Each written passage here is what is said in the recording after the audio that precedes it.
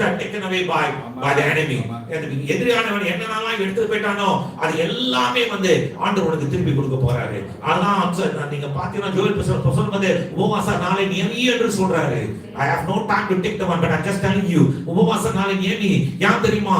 உனக்கு எதிரா உங்ககிட்ட இருந்து எத்தனையோ காரியங்களை பிசாசான திருடிட்டு போயிட்டான். ஏன்னா நம்ம வந்து மெத்தனமா இருந்துட்டோம், நம்ம கவனக்குறைவா இருந்துட்டோம், அவன் வந்து எல்லாத்தையும் வந்து திருடி போயிட்டான். ஆனா அந்த உபவாச நாட்கள்ல கர்த்தரை நீ நோக்கி பார்க்கும்போது, கர்த்தருடைய தயவு வரும் என்று பார்க்கும்போது, கர்த்தருடைய கரம் உன் மேல வரும் என்று பார்க்கும்போது பிசாசானவன் இழந்ததை பிசாசானவன் வாழ்க்கையில் எதுவுமே செய்ய முடியாது. இப்பொழுது நீ இழந்ததையெல்லாம் மீண்டுமாக இரட்டத்தனையாக 3 விதமாக நாளத்தனையாக பெற்றுக்கொள்கிற காலத்துக்குள்ளாக நீங்கள் வந்திருக்கிறீர்கள்.